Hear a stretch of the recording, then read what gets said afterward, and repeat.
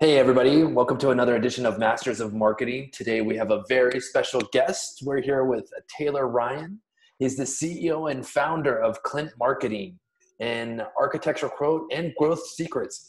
Originally from Washington, D.C., I've worked with Taylor for years in the past, almost 10 years ago now. Awesome guy, really smart, has a lot of information all around marketing and growth tactics and is killing it in Denmark right now. Taylor, welcome to the show. Thanks, Brian. Yeah, man, it's good to kind of be on the same, what do we call this, stage slash medium of sorts. So yeah, man, long time coming. Really cool. It's awesome. You want to tell us a little bit about Klint Marketing? Sure. So Klint Marketing is basically your standard growth agency. I would say that we do things a little bit differently in the sense that I'm trying to connect the marketing tech stack with the sales tech stack and basically make sure that everything's measurable. So it's really challenging these days to kind of come in and use some of the, I don't know, the nerded out speak, the jargon that goes with growth marketing and that kind of stuff. So I just kind of package it as digital growth strategy, and hopefully people for the most part kind of get what I'm doing. But yeah, I work with clients all over the world. As Brian mentioned, I am based in Copenhagen, Denmark. Actually, Ross stopped by, what was that, 2 years ago? Yeah, that was such a small world story. It's like, hey, I'm going to this one city at this one time. One of my great friends lives there. Okay. And I got to borrow a bike. That's right. It was a bad bike. Well, in fairness, I found it. So, everybody wins. Exactly. It was free. Exactly. Cool. Well, yeah, I work on Klint Marketing as kind of a means to an end to scale up my other company, which is ArchitectureQuote. I can kind of jump down. ArchitectureQuote is basically a project/lead aggregator for the AEC, architecture, engineering, and construction industry. So I've always said that this was a really interesting startup if the economy ever basically fell apart. And here we are. So I didn't really plan on that happening as quickly as it did, but it's great. So there you go. I think somebody had a heart attack as I was saying that too. But yeah, so I want to touch a few different things. And I think the goal of my presentation is to kind of highlight some of the unique circumstances and opportunities that came from 2008 and how they're going to potentially hit again. So unless there's anything else to really touch upon, I think I'm going to dive right in. Go for it. Cool. There are some slapdicks in the office space, so I'm just going to move to a meeting room. That way I'm not bothering everybody. So maybe we can do a walking tour as I move throughout this co-working space. No worries. I have kids and/or elephants jumping upstairs ahead of me, so I keep myself up on mute as well. Cool. But for those that, I guess you guys can't really see my screen other than in the corner, so I'm not really going to give you a tour in a picture-in-picture kind of sense. Okay, cool. So my goal for today is to provide value, and I generally believe that throughout doing a ton of research on 2008, I think there's enough in here for anybody within any industry to actually pull some interesting stuff out.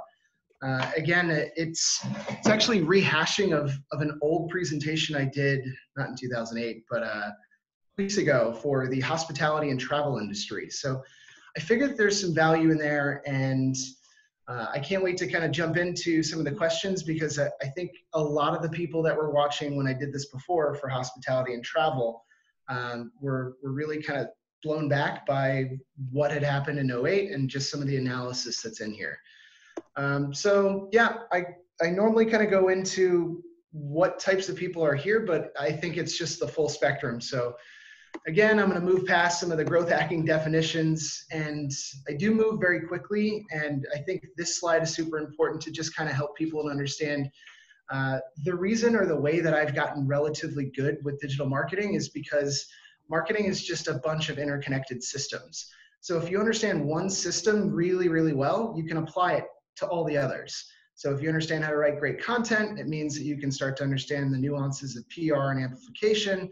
Once you understand some of the small elements of that technical side of things, it jumps really quickly over to SEO, SEM, and so on. So if you're wondering how I picked up these things, it's kind of just by doing the work, but also by figuring out one system.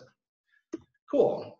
So let me kind of dip my screen down a little bit. And yeah, this whole presentation is, I think, upwards of like 60 slides, and I'm only going to hit probably 10 or 15 max. So when I looked at the industries that were getting hurt the most, it was definitely travel, advertising, retail, and yeah, hospitality essentially. And so that was kind of the core group that I was focusing on for this presentation, and I think it's relevant for anybody's business. This is a Gartner research project, would basically just asked everybody, how is your business going to suffer the most? And what is the biggest cause of this slowdown? And everybody was saying it's sales and growth that basically is causing everybody to worry. So most businesses are kind of in this freak out mode right now. And I think we're all kind of in this uncertain phase because nobody knows how bad it's really going to get. But I think it's interesting. If you take a look at some of these major brands, what do all of these companies have in common? And you might say, well, many of them are based in the United States, or many of them are Fortune 500 companies. Yeah, actually, the interesting part is they fucking started during a recession. So these companies came from the ashes of an economy that wasn't supportive of their actions. And trying to go from zero or close to it is what a lot of startups are in. It's what a lot of small and medium-sized businesses are in. But more importantly, this is how you can go from a number 9 or a number 11 to a number 2 or 3 in a matter of years. And that's where you should be positioning yourself right now. So like, let's reframe this. If you could hop in a DeLorean and go back in time 12 years and jump into 2008, and it's starting to become a mess, and you were able to speak to your past self, what type of advice would you give yourself? More than likely, you wouldn't turn around and be like, hey buddy, keep on doing what you're doing, love the hair, I think you're great. No, you would probably say something to the effect of, you need to absolutely stop wasting time on this, go full speed ahead right in that direction, don't stop until you're done. You need to focus all your efforts on scaling right now. These are things that you obviously would say. Nobody would say do nothing. And so I think the concept is really quite simple, and there's an animation to go with this because I love my GIFs. Wait for it. Yeah, there it is. He missed the race, right? So it's one of those things that if you keep doing nothing, then ultimately that will be what you accomplish. And I look at this whole kind of phase that we're going through right now as kind of the tsunami drawback that's happening when a tsunami hits. We haven't even been hit by the wave yet, right? The dust hasn't settled and the wave is coming. The wave of like massive layoffs and industries plunging into darkness, like it's still on the horizon. So our goal is to get as much done as possible now while we still have time to think and function, and things are still operating the way that they used to be. Cool. And by the way, the rebound will be quicker on this one, and it's coming soon. So if you look at some of the different searches, even on industries that are hit the most, car transportation sites, the search index is up on those. Airlines are still up, even though nobody can really book anything. So the doom and gloom isn't as bad as everybody's making it out to be. And the reason that it sounds so friggin' terrible is because that's what gets clicks. So just bear that in mind. So let's take some serious lessons from 2008. I'll cite some sources, and if Brian and Ross want to put out links, I'm happy to send those along as well. So there was a really interesting report that came out of Deloitte around 2012 or 14, I can't remember. But they basically analyzed all of the major airlines and pulled out who were the winners, who did things really well, and what did the winners do that the losers did not. So these were the main areas of focus in the report. Consolidation, pull out of bad markets that weren't performing in a good economy. If it wasn't working when things were really great and everybody was just making it rain and things were awesome, then there's no reason to believe that it's going to work better in a bad economy. So basically what we're trying to do is increase scale in places that we know we're efficient and able to scale.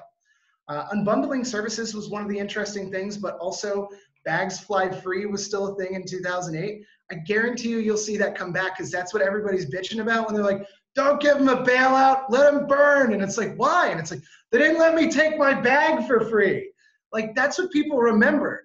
So the result is going to be, cool, we need to focus on the customer first, and you'll see that happen as well. One of the more interesting elements was Delta and Southwest made a ton of purchases. They basically scaled up their fleets by over 20%, realizing that people were going to be in a spending spree way down the road when it's too late to accumulate all of these planes. So they bought them. And the last little bit, one of the more important things was the data integrations that came into play. So this is when a lot of cookie and tracking was taking place so that they could tell, hey, this person searched a day ago for the flights. Make sure to charge 5–10% for them looking up the flights today. They should have bought yesterday. And you'll still convert either way. So those were things that they integrated, and they also helped with a lot of better customer success and user experience overall. From the hotel sector, I think it was basically the same thing. It's a repeat. So they liquidated all the underperforming assets and focused on the ones that were working. They changed some of the business models, and they did a little bit of marketing and branding. So if you're not going to take 3 vacations this year, maybe you're only going to take 1 big one and 1 or 2 or maybe even 3 nice little weekend getaways. So Marriott had Rejuvenation, which was like 3-day weekend kind of things. And those campaigns worked really well for them. There was upgrades in technology and amenities. So you'll definitely see that across a lot of sectors. Now is the time to invest in R&D and basically business development internally and trying to find new ways to generate capital. And then, of course, it was, again, data integrations, making better decisions with data and better user experience so the customer was happy overall. And this screen is blocking it, but basically on the left side here, you can see every Holiday Inn looking hotel room that's ever existed. Pretty much every hotel that I've stayed in for like the last 20 years. And then an updated version on the right. So if you're actually serving customers in this way, consider updating the value of your product if you serve something in the way of a product or service. So some of my own takes on a lot of the reports that I read and some of the things that were kind of consistent through this report that I'll send out is next generation talent in recruiting is where it's at. So people decided, cool, we want to get that young blood. So they were looking for technical people, young and ambitious, radical outsiders.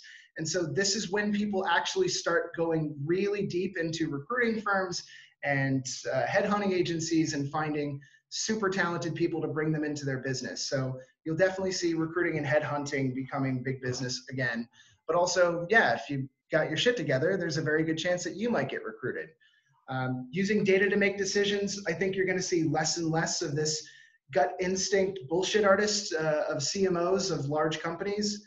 One of my bigger presentations last year at an event called Tech Barbecue was basically why CMOs, why major brands are ditching the CMO job title.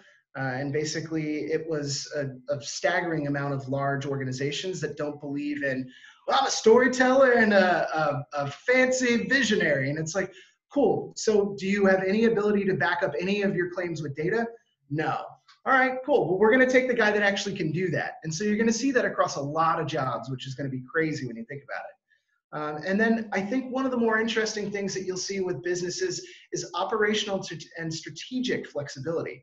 So they're going to let experiments run. They're going to try new business models. They're going to try new cases that will generate capital because everybody's still in this freak out mode of what happens if tomorrow never comes.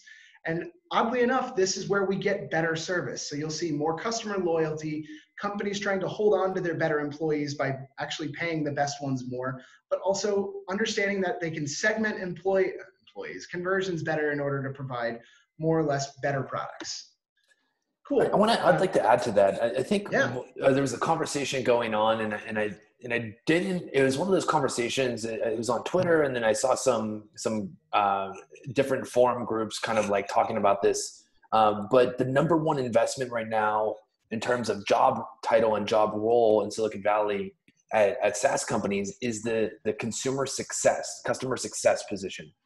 And what I thought was interesting about it, I was like, oh, that's stupid. But as they dove into the conversation, what I found is that they've kind of tapped out. A lot of the SaaS companies have already identified their total addressable market.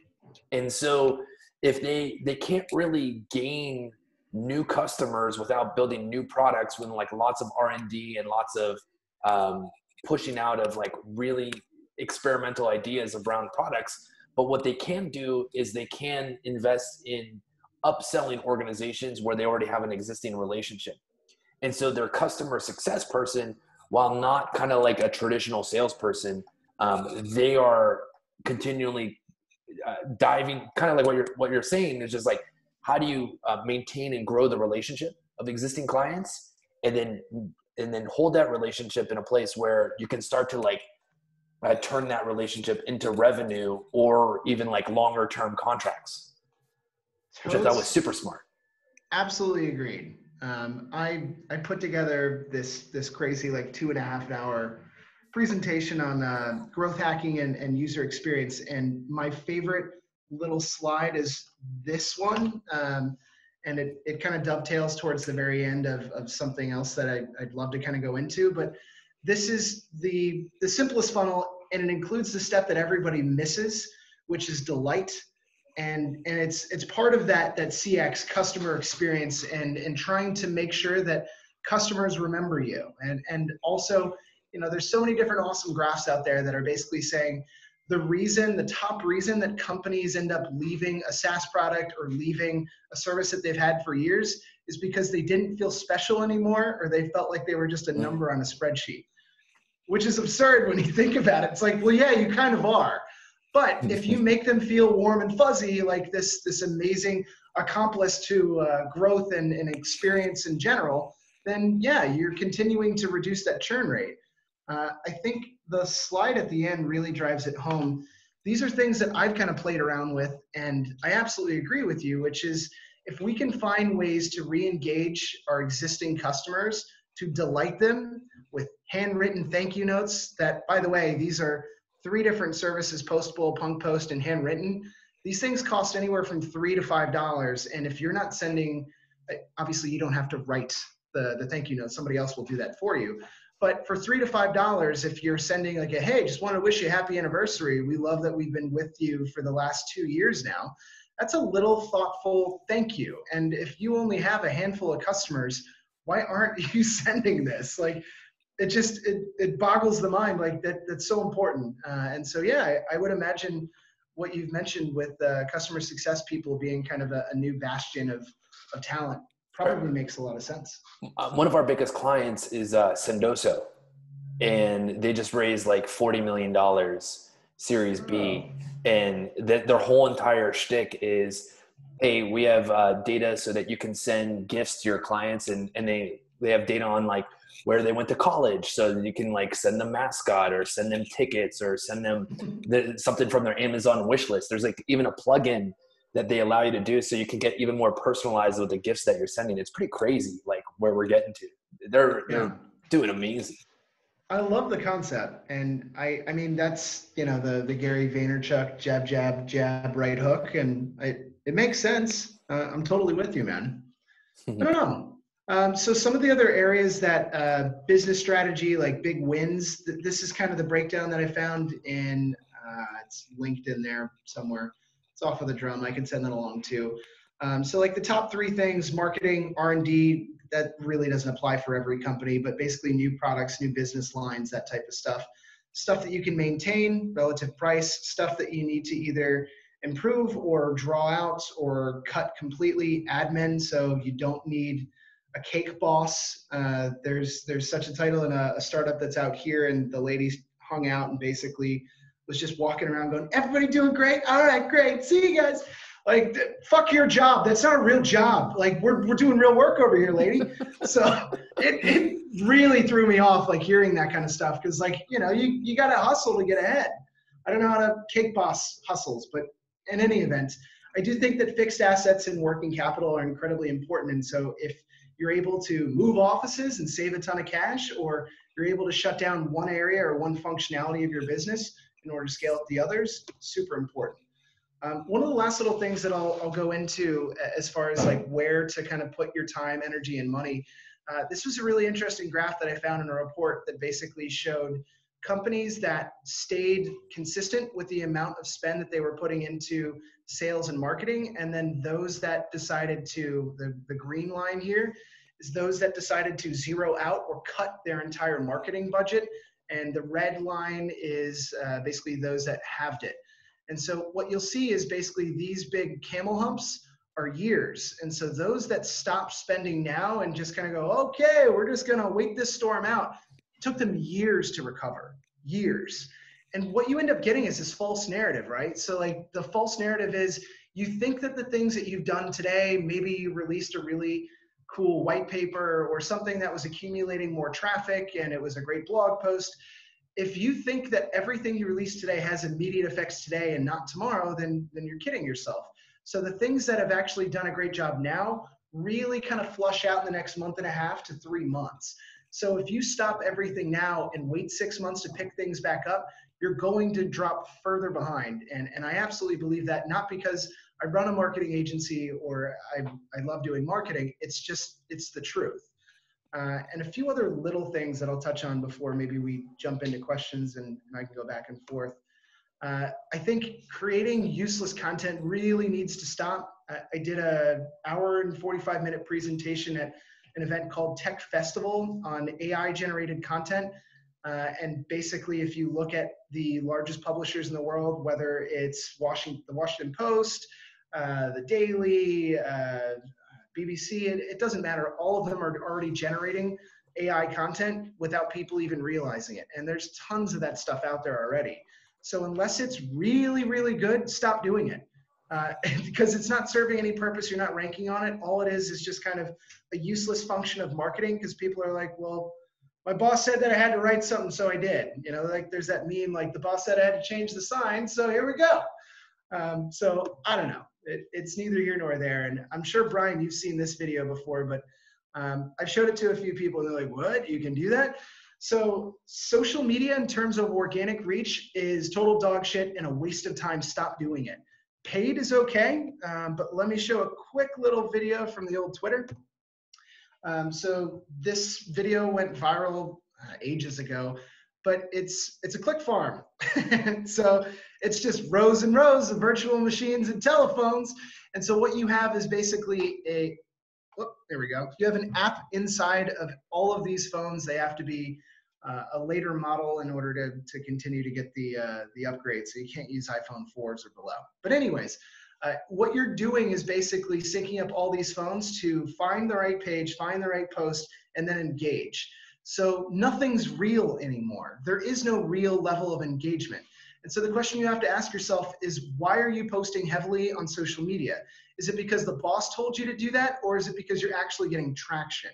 And it's so unfortunate because vanity metrics have really taken over when it comes to marketers' reach. And it's like, well, we did get a lot of impressions. And it's like, you had one like for 490,000 impressions? Well, we're not really measuring that as a metric. And it's like, all right, cool. I don't get it. So I think if you were to actually look at things that would scale, I would say organic, outbound, and if you are on social media, focus on your personal brand. But yeah, I don't know. Would you guys like me to kind of pause for a minute and jump into I think that's a great advice. I when people ask me to invite like and like their company pages, it's like, come on, like who's this company? It's you, right? So I'll like you and like the post stuff that you post, but I'm not gonna like somebody's company page. I mean, here's a question, or here's a debate that Ross and and I'll make it personal because it is personal to us, is that we had one of our major clients like basically pull out of and say, hey, we got to pause for a little while during this downturn.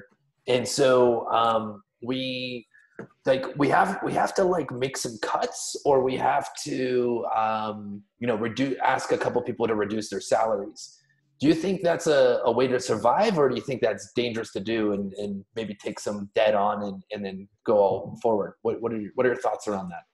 Yeah, so people always remember that. And that's the unfortunate thing. No matter how good things get and no matter how the recovery kind of comes back, everybody remembers the day that the boss said, look, in order for us, this family to stay together, we're going to have to tighten our belts. What do you say? You know, like that kind of bullshit. And it's like, no, this company is your company. I'm an employee. And what I signed off on when I came in here was the belief that I would help you. And of course, you would continue to keep the lights on. So if for all intents and purposes, you're going through some tough times, I think it's better to trim a little bit of fat around the edges rather than take a little bit from everybody, because it will infuriate everybody. And as soon as things get back to normal, people are like, remember when it got tough and he took 20% or 10% away? Fuck that guy. I'm going to go work for the competitor as soon as like there's jobs out there again. People remember stuff and like they take it really personally because, you know, what's more personal than a paycheck? But that's just my belief. My girlfriend's company has actually done that relatively recently, and you know, it's a lot harder on people with lower salaries. And also, yeah, she's irate, and it definitely, you can feel it. So if that is a consideration, I would say get rid of a few people as opposed to messing with everybody, unfortunately. It's awesome. Thank you for the feedback. So the flip side is this a good time to put in place a system for better communication? You said there's a lot to invest in, and if you're not reducing salary, it's, hey, how can we make sure that we're getting the most out of each one of the employees? Can we increase communication? And if so, how would you recommend we go about that without infuriating people? Sure. I think there's always going to be pushback whenever you implement a new process or a new reporting system. And ultimately, it's incredibly difficult to actually measure the results of, has Slack increased communication? And if you do a couple of really interesting white paper lookups, it actually reduces the interpersonal relationship. So instead of going over to Jimmy in the next aisle, you wrote him an impersonal message, and you didn't have anything in the way of like a real face-to-face conversation. And therefore, you and Jimmy don't really get close. So it's neither here nor there whether or not those tools actually optimize the way that things are. I think my focus would be, how can I start focusing in on better targeting of the customers that I need to ultimately sell to, and what are the different business models that can be experimented with, played with, to not necessarily lose the farm in the result. That to me makes sense. Like, this is a staging area for explosive growth if played correctly. If not, it's, yeah, I mean, you're heading to a really dangerous swamp that really doesn't have a lot of easy ways to get out of. Cool. We got another question. That was like super helpful. From Ayush, are there particular channels you have seen that are performing better from an ROI perspective during this COVID time? Yeah, so that's like a tough one. Really depends on kind of the business model in general. Like if your industry's hit right now, like if you're food delivery, like you're really in a tough spot. So like, let me touch some of that real quick. Is my screen? No, it's not being shared. Hold on. Oh, for Pete's sake. I'm so bad with Zoom. This is why I'm always like, let's do a Google Hangout. Okay. Yes. So there were some quick wins that came out of virtue signaling, as well as kind of this PR glam game. And I think it's worth noting that, yeah, there is a ton more engagement happening right now across all platforms because more people are there. But by percentage, in terms of the amount of people that are there on social media or just doing, like site visits, they're buying less. But because there are more people, it's basically like Black Friday every single day right now, the amount of e-commerce purchases that are going down. You're looking at a 70% increase just in Facebook alone. And these other platforms that people aren't necessarily paying a massive attention to, like TikTok, I think Insta is pretty much there. I'm on TikTok, shit. So it's definitely one of those things that I think if you're trying to sell an e-commerce product, it's definitely there. If you're a brick and mortar, these are some of the tips. So if you got an empty kitchen, cool. What can you do with an empty kitchen? You can start a catering service. And by the way, get some serious PR out of it. So this is a buddy of mine, Fido, out in Washington, D.C. with Inca Capital, or what is it, Inca? I can't remember. But in any event, he was delivering free meals, and I'm sure seamlessly hinted, hey, by the way, whenever you do your events, whenever you do need anything in the way of help with any type of catering, you remember this because I did something for you. Now, he's a nice guy, but I'm saying that that's definitely part of the conversation. There were tons of discounts offered across the DC metropolitan area for any nurse, doctor, and staff. By the way, it's not like they honor those, and I'm not saying they don't, but I'm saying that there's a lot of maybe genuine effort, but the reality is this was taken from, I can't remember what source, I think it was like one of the largest publishers in the UK. So this is a huge PR game. So like this is an example out in Denmark. This is a company called Gorm's Pizza. And they get on and say, look, we're going to throw out all of our mozzarella cheese. Who doesn't love mozzarella? And he said, come on by and take as much mozzarella as you can carry. It created traffic jams. You could see the cars going all the way down to the horizon. Nobody's socially distanced. So instead of having to throw away shit, they actually made it into a positive PR game. One more example. So this guy's like, I run a microbrewery. Who wants free beer? What is like better than free beer, right? So people are bringing their own thermoses and containers and lining up around the block, more traffic jams. This made the news all over Europe, by the way. So there's different things that you can do if you're a brick and mortar business versus an e-commerce platform. If you're a SaaS solution like me or maybe an agency, I'm focusing really heavy on putting out good content that's long form and yeah, SEO correct. So it really depends on the model, but super long answer to a really short question, but I hope that helps. Yeah, I saw that the graph that you had, the media was through the roof. Personally or anecdotally, and you have numbers, I guess, to prove it, it's that the media consumption is insane right now. Like I bought Masterclass, my wife bought some other types of videos from like influencers and stuff, because I feel like if we can't go out of the home and experience whatever we can do to bring new experiences into the home is like something that's interesting. And I love Masterclass, by the way. So which goes align also with what you're talking about in terms of the long form content and media that you're producing yourself. There's just like a rabid consumption of content. Speaking of which, here's my question. When you keyword or title your content, do you go for the share on social, or do you go more for an SEO hack? So it depends on where I am with my company. So if so I'm going to use like Ahrefs. Ahrefs is my screen shared. Ahrefs is a great little tool that kind of is like the standard in most SEO circles. So basically, if I am a relatively low domain authority or DR domain rating, and I don't have a ton of kind of traffic, these are referring domains, so it means like I need a lot more of these in order to gather more keywords. Then my goal is to rank for stuff so that I can build up authority, get more backlinks, and then start actually leapfrogging over my competitors. So what does that mean? That means that I have to go for words that or phrases or focus on stuff that I know I will answer an answer snippet, or I'll get something in the way of a click through, so that I'm able to rank for more interesting stuff in the future. So if you're running an agency, it's fucked out. It means like everybody's already taken all the best keywords, but maybe you're running like a roofing company. And so like if I were to do a little bit of keyword exploring, God damn it. So there's a great way to get SEO at a cheaper price, and I'm not affiliated with these guys, but if you do a quick Google search for them, you might be able to find them. Pretend you didn't see that. Here we go.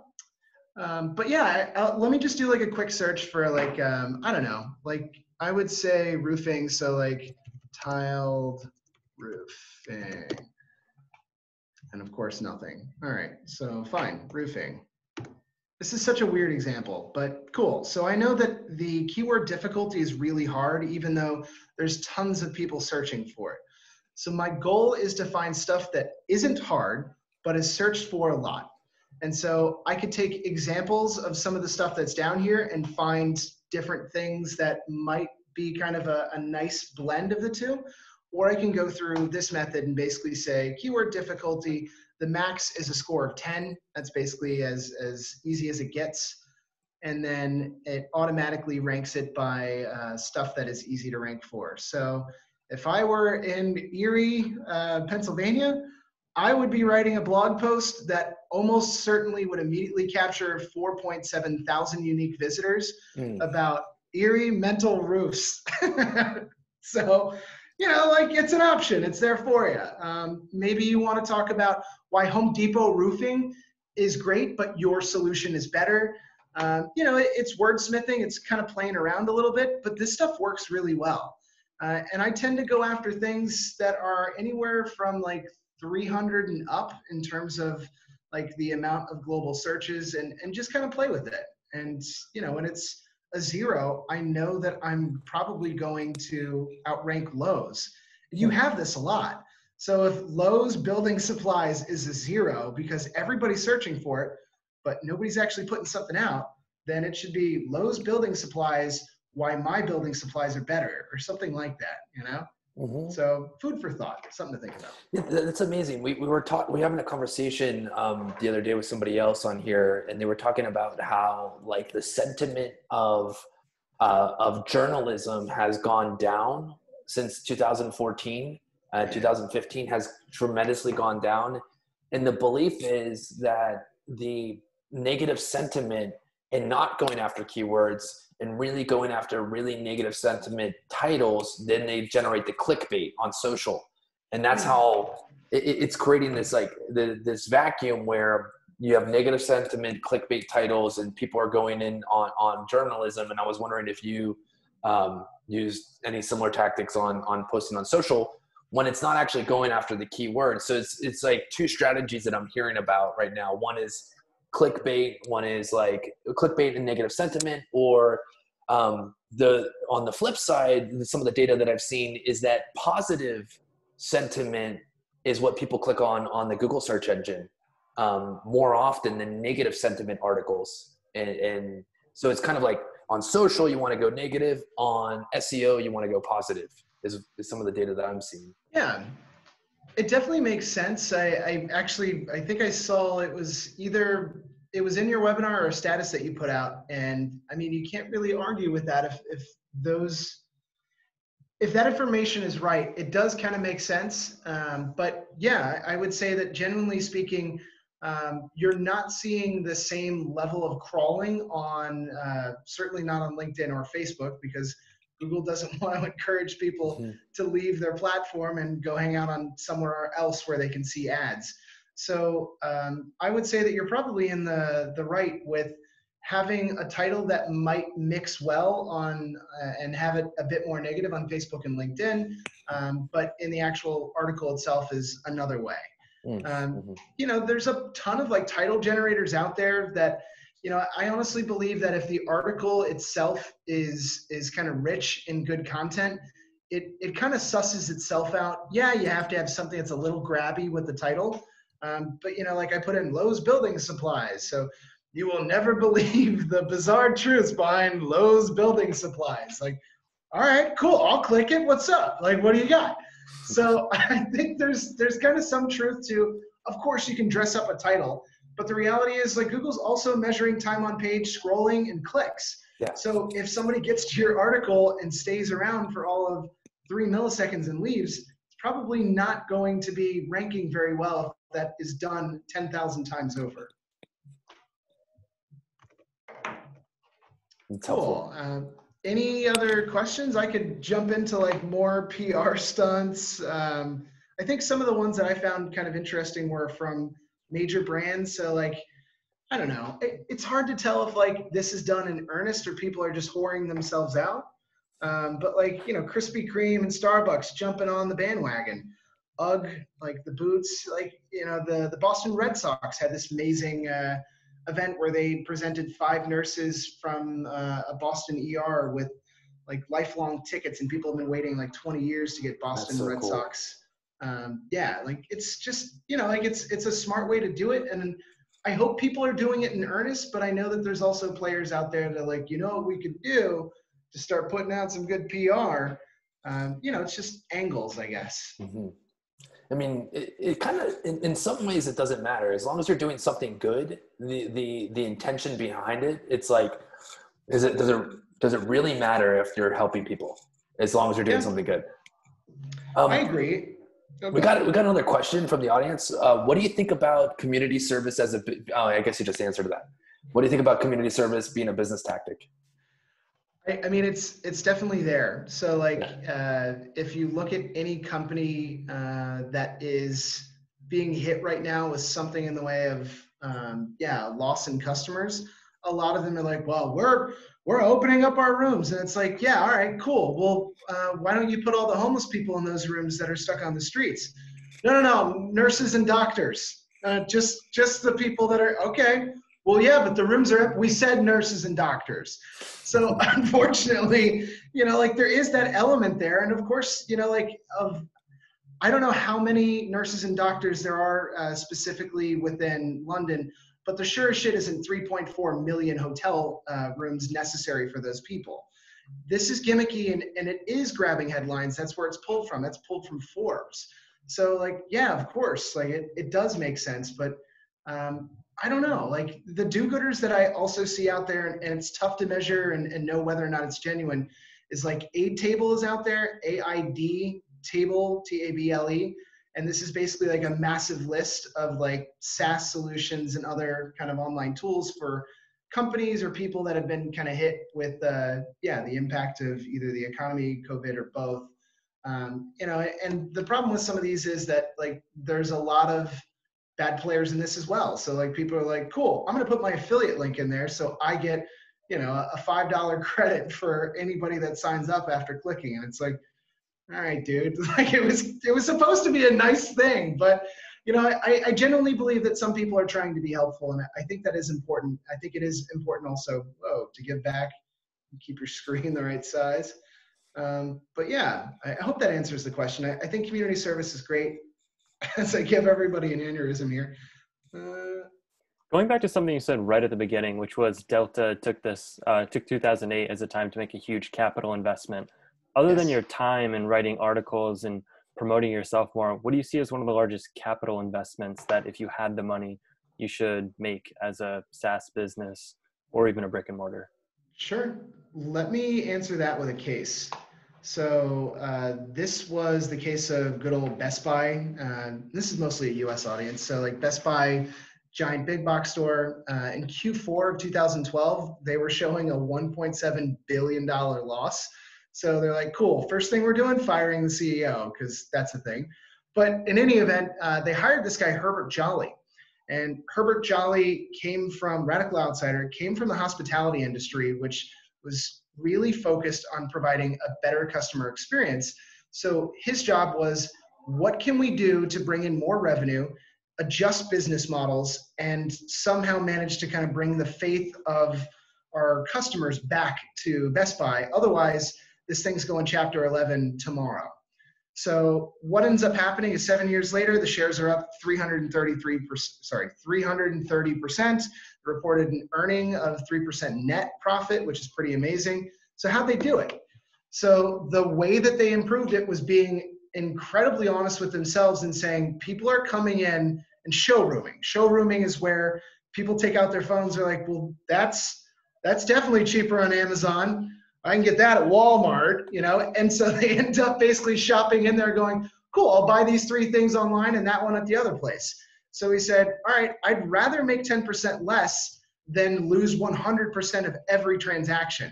So the quote that he put out there was, until I match Amazon prices, the customers are ours to lose. I invested more on employees, reduced employee turnover, which basically was more training, offering people that were working there for a period of time 50% off of the products, and basically cut a lot of middle managers.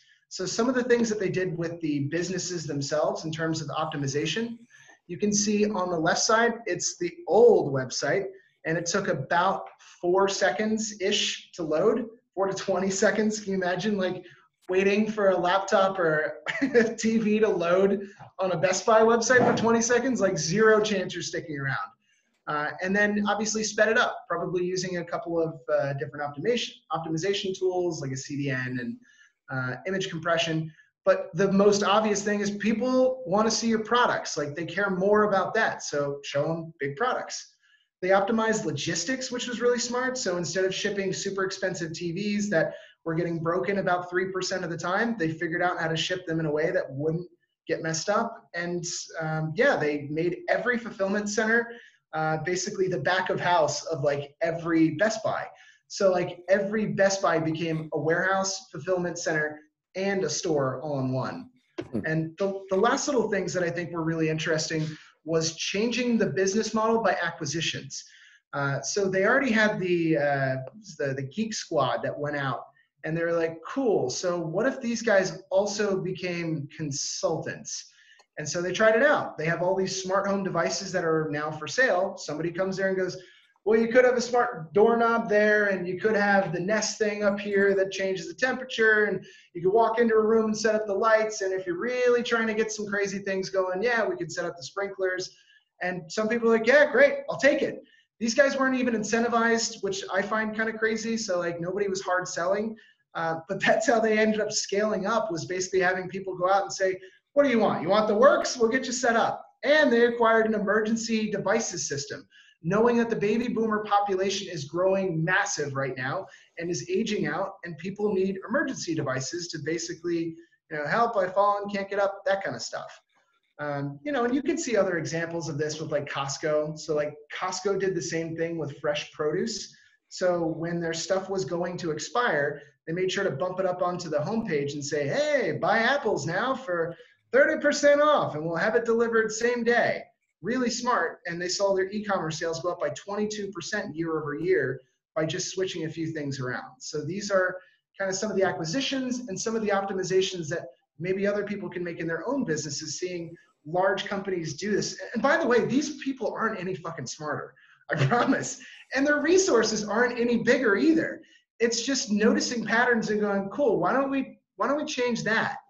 And the reality is, like, that's how you learn. That's how you get better. That's how you optimize stuff.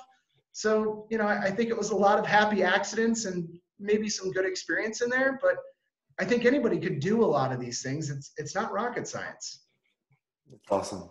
Taylor, I got a question or two that I tend to always ask. What's your, you can reverse the question either way. You can angle the question either way. What's your favorite campaign that you didn't think would work, that you've seen that ended up being like a monster campaign, or a campaign that you thought was going to be like a monster and you were just like heartbroken that it didn't work out?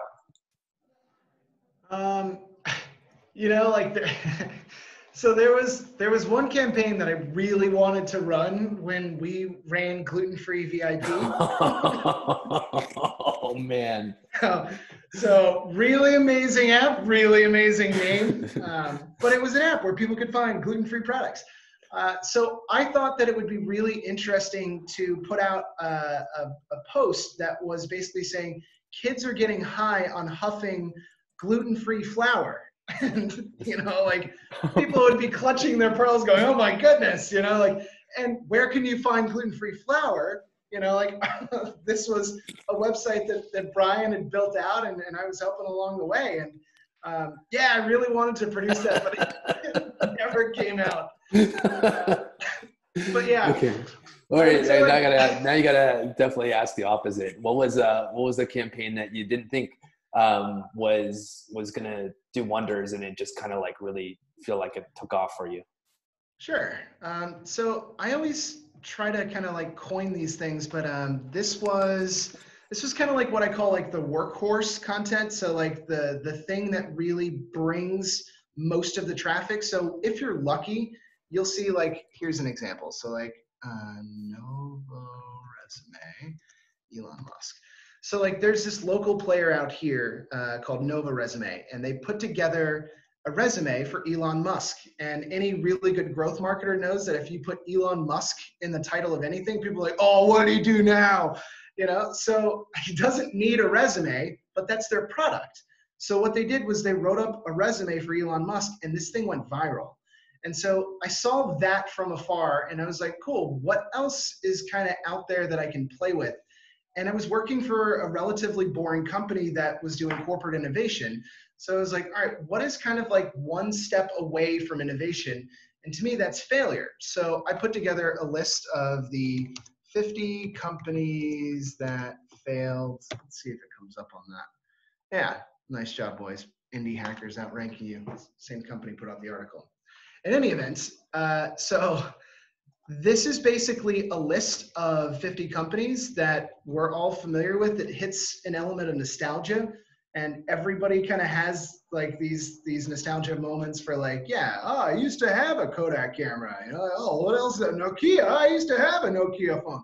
So it's a small summary of kind of each of these companies. And not to say that Xerox is a failure as a company. They made billions of dollars, but it was showing basically a company that didn't exactly innovate the way that they wanted to. And this ended up driving 80% of our traffic for the year and a half that I was there. Wow. So, you know, we're talking 30,000 unique visitors just to kind of this piece of content. And of course, they come here and they'll get an exit pop-up, but they'll also be able to see other things. There's internal linking.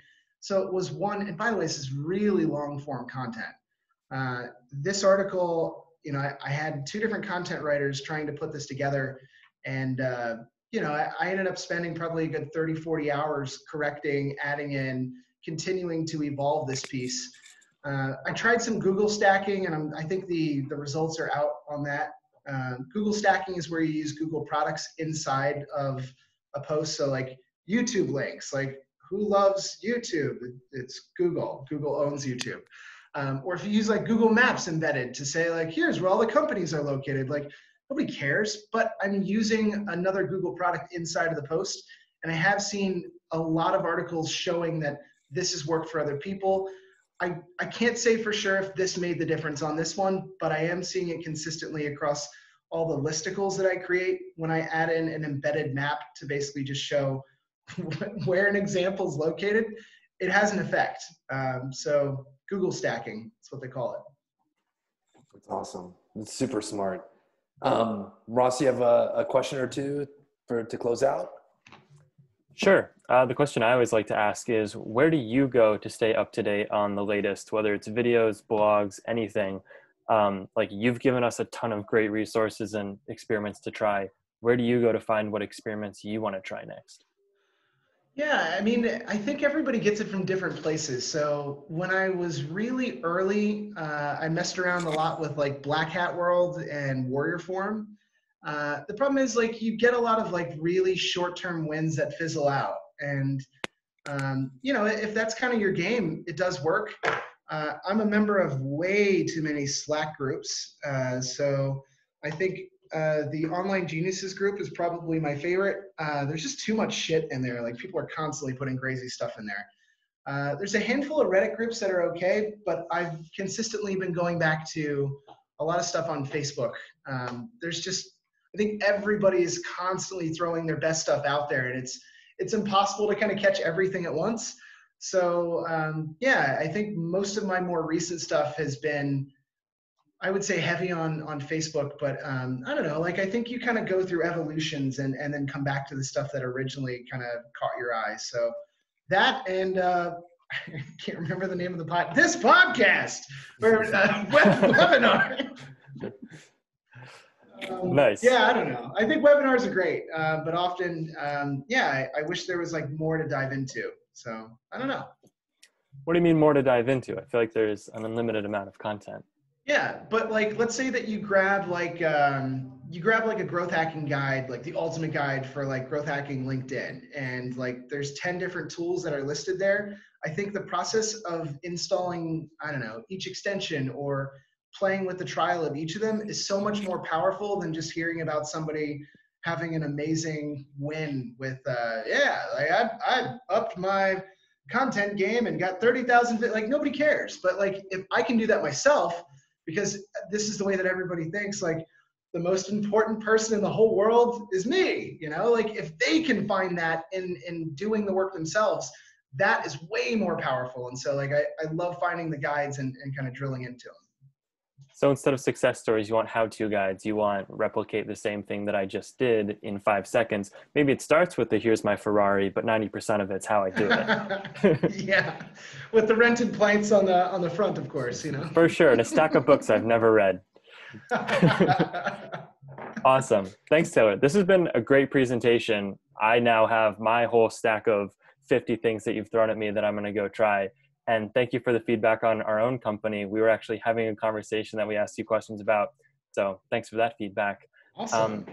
We're reaching 2:30, so it's time to wrap up. The last thing that everyone wants to know is, where do people see more of your content? Where do they dive into the 12 3-hour presentations you have? I don't even know how you have time to make all those. So where can people find you? Yeah, well, I do work weekends, so that's that's part of the jam.